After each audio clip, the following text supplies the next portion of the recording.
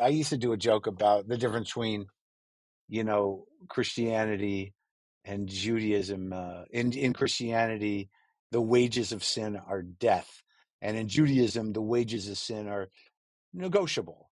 So the but but there's also Smart. That's so smart. the Christian relationship with their God is contrition and a need for redemption.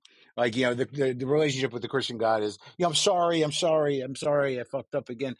Where the Jewish relationship was more combative. With God.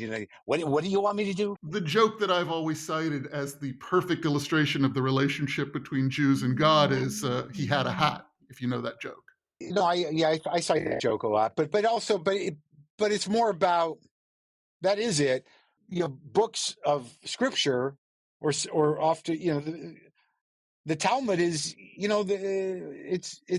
it's never ending debate about all this nuanced bullshit that they're finding that God presented that required centuries of more arguments. So that's part of our genetics, I imagine. So there is a dialogue that enables you to push the envelope, take risks, confront moral ambiguity and all that stuff. I don't know, how much I'm aware of that, other than me trying to sort out my own mind. I'm a guy that got into comedy not to be an entertainer, but because I thought it was, some sort of outlet for discussing ideas and for me to figure out who I was and for me to figure out the parameters of my intellect and for me to sort of also figure out, who am I?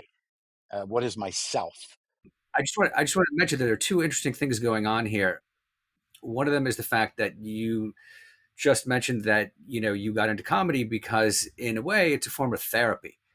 I take a little issue with that framing, but go ahead. Psychiatry is long been considered a Jewish field. This is something that Jews developed. In the defense of comedy, there was a lot of comics that used analysis as a source. Certainly Woody Allen's generation. Certainly people talk about having a therapist. We know that Freud was a therapist and Frankl was a therapist, and that Jung was a mystic, but he wasn't a Jew, so fuck him. So the thing about the idea of comedy being therapy is I think it diminishes comedy, and I think it's usually said to diminish a performer.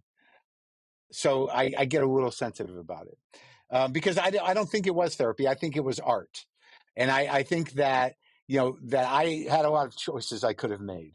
I wrote poetry. I did theater. I was very involved with photography. I wrote things, and for me, because of the immediacy of comedy and the way it incorporates so many other disciplines, in terms of the freedom involved in the medium or craft, or if you want to call it the art of comedy, it's pretty big, it's pretty broad. All you got to do is get people to laugh. But so outside of that, it's sort of like do whatever you want to do, make it up, figure it out. So as a medium of which I was pushing my art through to serve all those things I talked about, I would rather, and I don't like doing it, call comedy some sort of mode of expression or art, that I would frame it under a guy complaining about his life, looking for answers. I feel like Jews going into psychiatry and into law and into comedy all comes from that idea of let's all sit around a table and argue everything incessantly, knowing that we're never going to have a definitive conclusion, but at least we're going to have a deeper understanding of what we're arguing about. Of God. It's a big difference. Of God. So once you remove, sure, we have Jews argue and debate, but most Jews aren't debating about God and what God meant and what God was saying. So, you have this shell of the ancients. It's the secularization of a Yes, traditional there you media. go. What's interesting also about that is that perhaps it's Jewish, perhaps it's not, but the idea of sort of talking as a Jewish phenomenon. There's no such thing as a vow of silence in Judaism. So Jewish culture is a very talking culture, and so even though, for instance, the Talmud is written down in books, the traditional way of studying it is with two people. You sit, and each person takes a point of view, and you just sit there and argue. So Jewish culture is very much a talking culture, and that sort of when Jews reach the secular age, that kind of morphs into a variety of different industries. But the joke that resonates around what we're talking about is that I'm tired of people kind of lumping all Jews into one Jew. That we're all kind of there's a variety of Jews. Yeah, and the joke I don't think I did on my last special. Well, maybe I did. Where if someone knows you're Jewish and they don't understand Jews, but they say things like, "Are you Jewish? Are you religious?" And I'm like, "No, no, I'm a Jew. We were chosen by God. We don't have to be religious." And then now I've added. I think that's what bothers you people. We were chosen by God, and there's nothing you can do about it unless you want to kill us all. And I go, just kidding. Don't try again. Every great Jewish comedic artist that I can think of is a secular Jew who's sort of struggling with his identity as a secular Jew. Mel Brooks says he does not believe in God, nor has he ever believed in God. But who's more Jewish than that guy?